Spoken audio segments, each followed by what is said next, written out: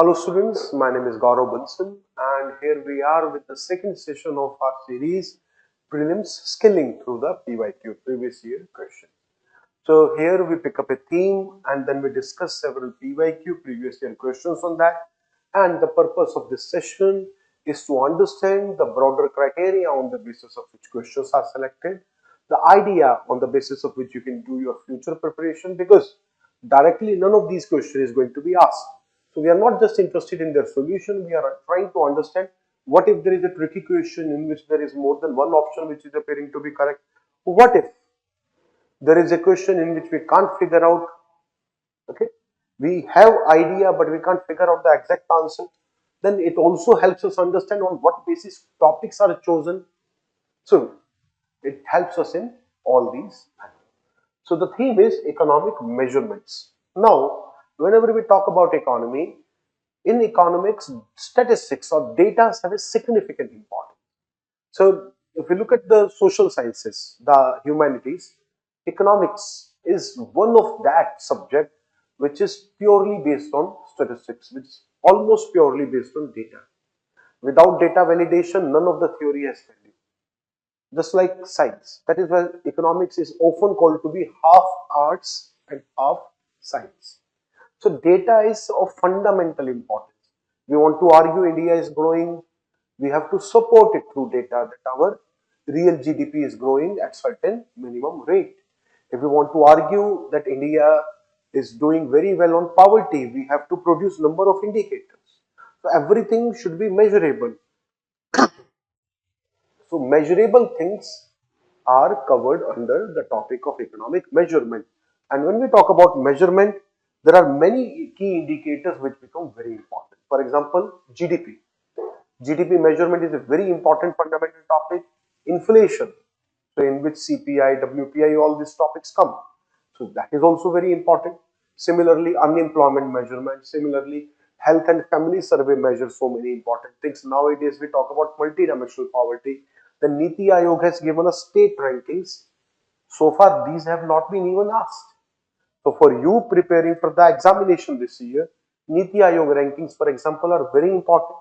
So economic measurements talk about these indexes: domestic index, international index, interstate index, or any other ratings, uh, trend analysis.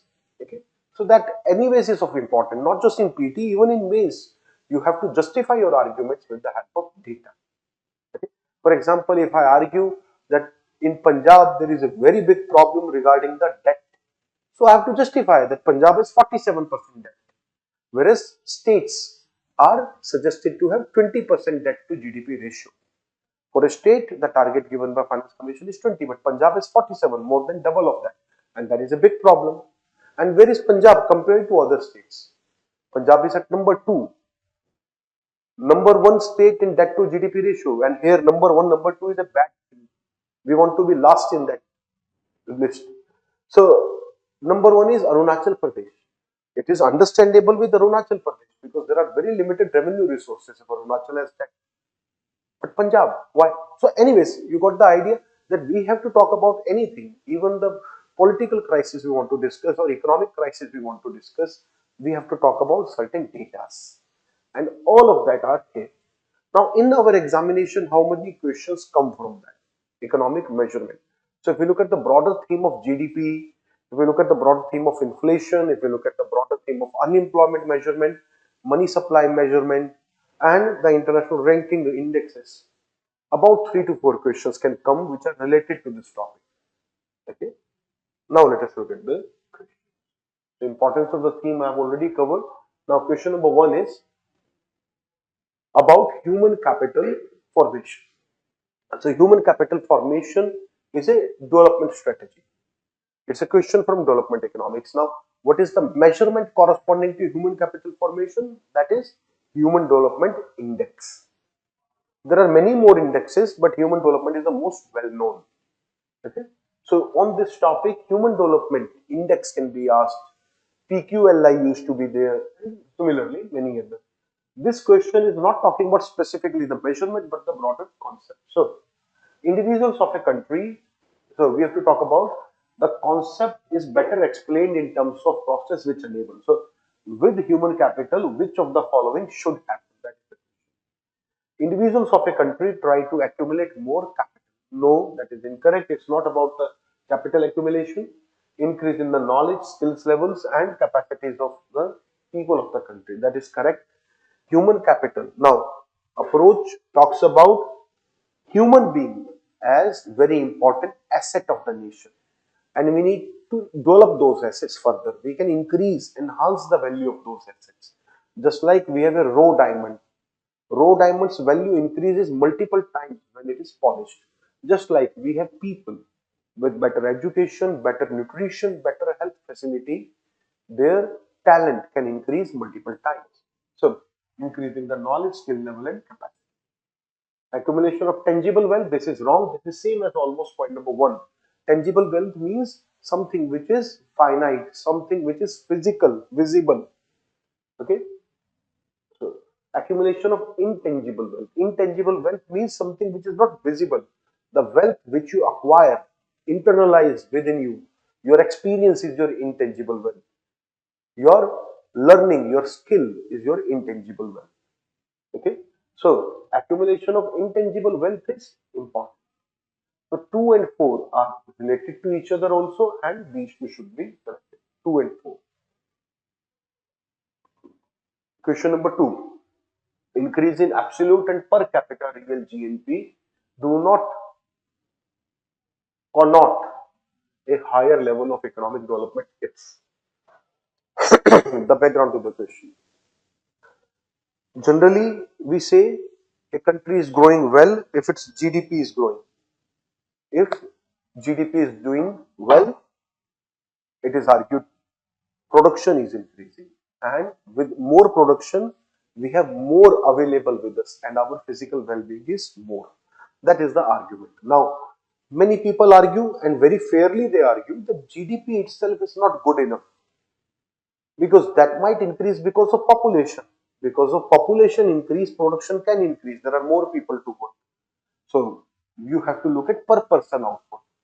If per person output is increasing, then we say growth is there. Now, some economists go a step further and argue that even with increase in per capita income, there may not be the development. There may not be any growth, proper growth and development. Now, when it can happen? When agriculture output fails to keep pace? No, it has nothing to do with agriculture and industrial output. There are many countries where industrial output has not increased too much. For example, even USA, industrial output in USA has continuously fallen since 1950s, and USA is becoming more and more tertiary. Then agriculture output fails to keep pace with industrial output. Japan. So there are so many countries like that. Poverty and unemployment increase. This should be the answer. So even if average income is increasing, yet more number of people are falling below a certain income level, then definitely country is not developing. That is where we have a problem. Import grow faster than export is a problem, but that does not mean there is lack of economic development. For example, USA is again example of D. So that is about question number 2. So when we look at question number 3, here we are talking about a rise in the general level of prices may be caused by. So when we say general price level, we are talking about inflation here. Change in general price level. If that is increasing, we call it inflation. If that is decreasing, if its prices are falling, we call it deflation. Okay. So inflation itself is a very important topic and a big topic. So general level price increase we have to talk about. So inflation can happen in which of the following cases? So as a general idea, inflation happens due to mismatch in demand and supply. So let us say this is demand and this is supply.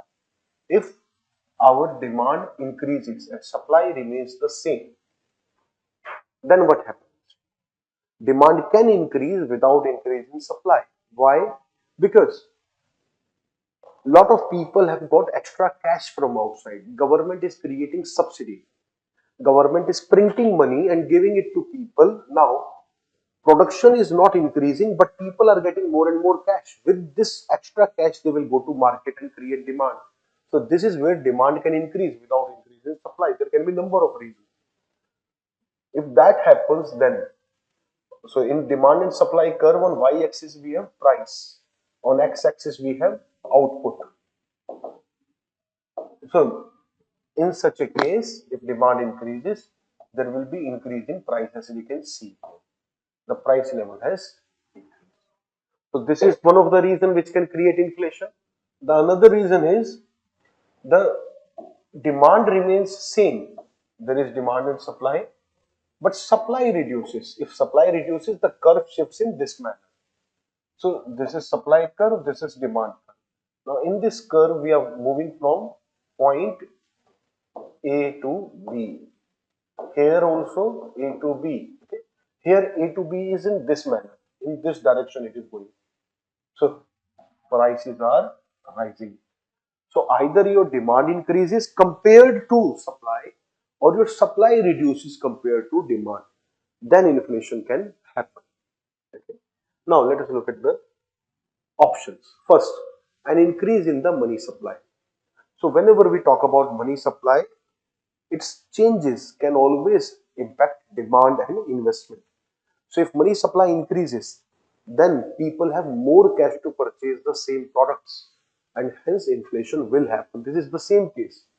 For the same supply, demand has increased, and that will lead to inflation. Second, decrease in the aggregate level of output. Now, this is same as decrease in supply. Level of output is nothing but supply. So if supply falls down, then also there is inflation. So that is also what we have. So second is also correct. Third, increase in effective demand. So effective demand is a concept which is saying the demand at a level when supply is also equal to the employment, or is employing on the people. Okay. So it is that concept. So basically, when there is increase in effective demand, both supply and demand are increasing simultaneously. Overall demand increases, but supply also increases. In that case, inflation is not necessary. Inflation may be there, inflation may not be there. Okay? So let's say this is supply, this is demand. Now, demand increases. Meanwhile, supply also increases. In this case, we were on point A, but since supply has increased like this and demand has increased like this, we have shifted both the curves. So now we are at point B, but at point B, price is roughly the same, or has fallen rather. So it is not necessary that inflation will happen when there is increase in effective demand. Demand has increased effectively. Okay. So third is not necessary, and rather there is no causatic relationship. So it should be 1 and 2.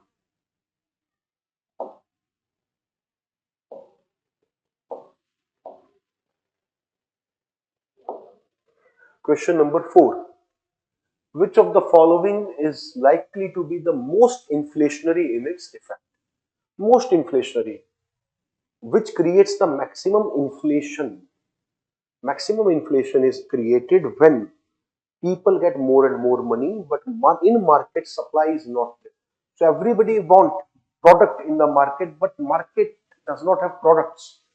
In that case, people will start to pay premium. People will say, मुझसे पैसा ज्यादा ले लो, but मुझे दे दो. Take more money from me, but give it to me. And that is what there is exceptional price rise. There is significant price. So when does it happen? When suddenly output is not increasing, but demand is increasing. It is when government print currency and give it to people. That creates massive inflation. So most inflationary is usually when we print currency. Now we look at it. Repayment of public debt. When government repay the debt, that will not create much of inflation actually. Okay. Government has taken money, government gives that money back. So that will increase money supply, but it will not be much of an inflation because government was also using that money. Borrowing from public to finance a budget deficit. This is also inflationary, but still it is the circulation of the same money. Money was earlier used by banks. Now government took money from bank, so money supply first reduces.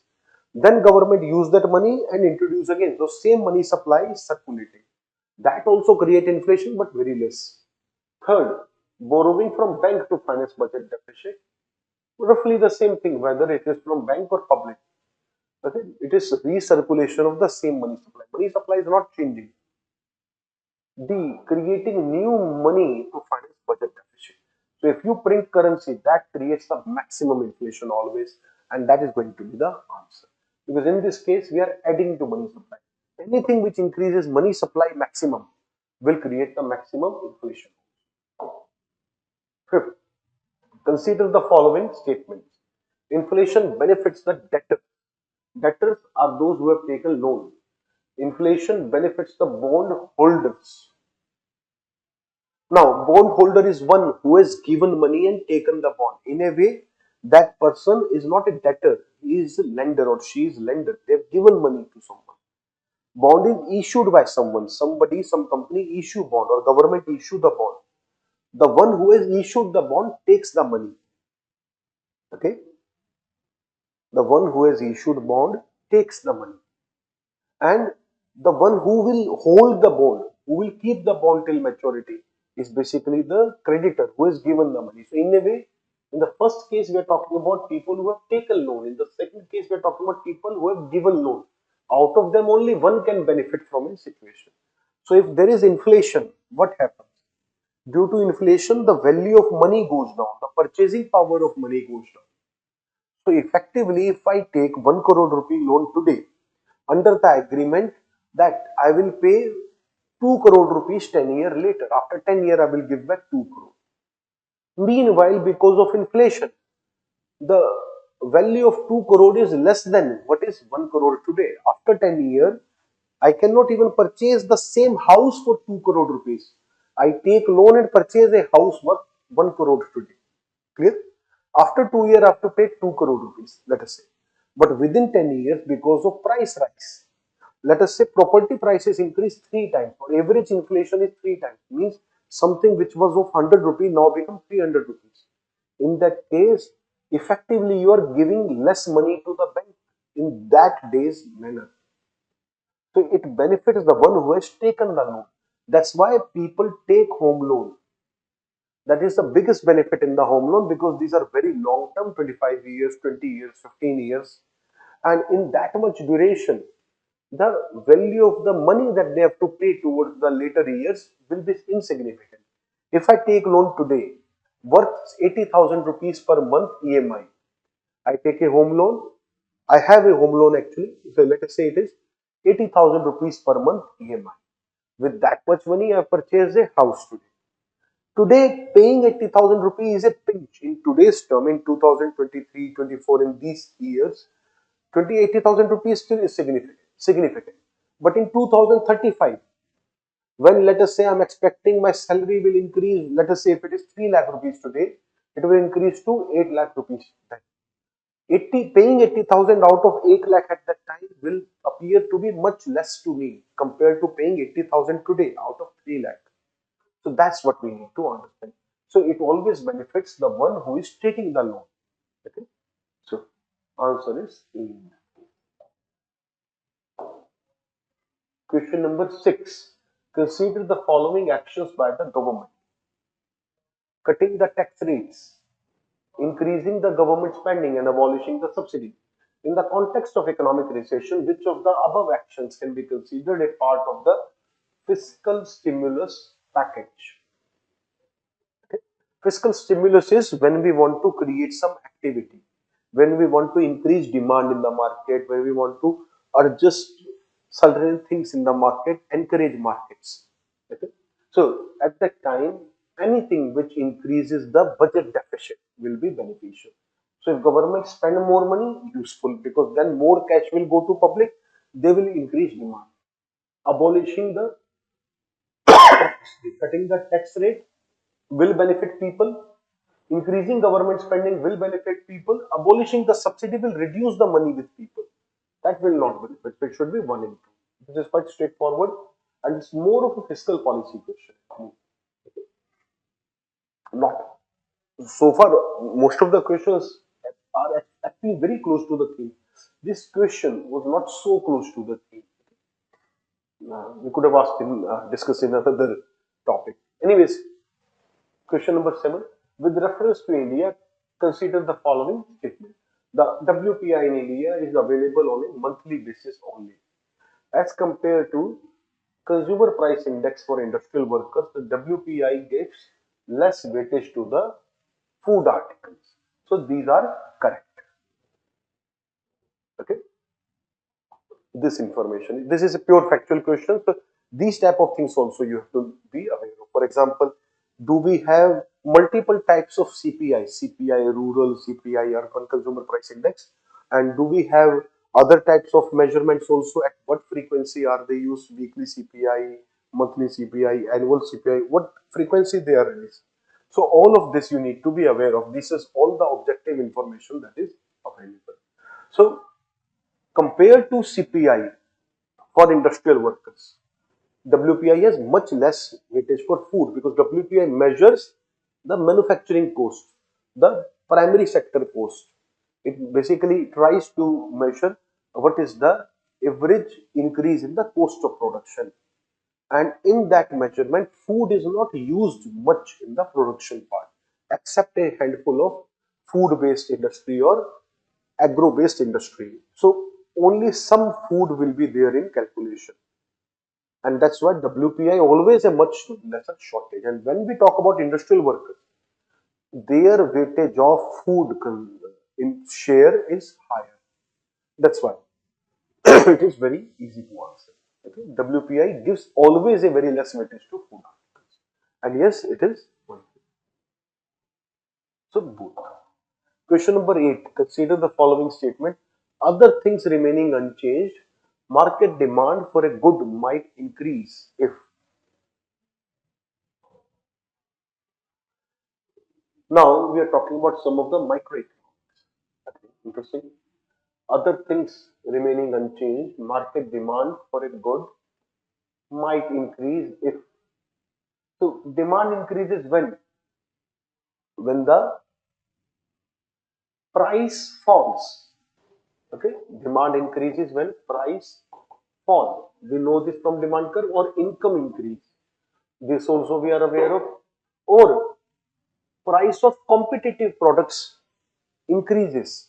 My competitor increase price, their demand will go down, those customer will come to me.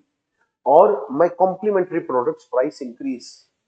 I sell car, if petrol price increase, that affects me negatively as well. Now, first option is price of substitute increase. This will benefit. Price of complementary product increase. This will not help. As I told you, if I sell car, increase in petrol price will be discouraging for me. Third, if good is an inferior good and income of the consumer increase, this is also incorrect. Generally, with increase in income, demand increase, but there are certain products which we call inferior. Inferior means of lesser status. And when income increases, people do not use these goods. People reduce these type of products. Okay. So, for example, unbranded products.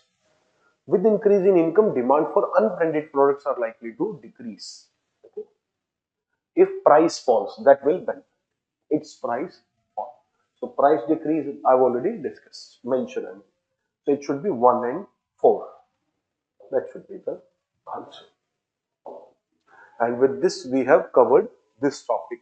Now, in this slide, I found that this time around there were one or two small issues with the question selection. I will take care this does not happen again. I was not very mindful and I didn't check the slides sent by the team, and I was very busy with my schedule of late, and that's why perhaps I didn't check all the questions thoroughly. So there were two questions I think which could have been discussed under another theme rather than economic measurement. Anyways, we'll be more careful about it and we will cover more themes and we will work hard for making a better selection. Okay. I hope this has helped you. Okay, there are one or two questions outside the theme, still they are important and they are actually UPSC questions. So this still help you. Thank you. I hope this discussion helps you to improve your understanding. Best of luck, students.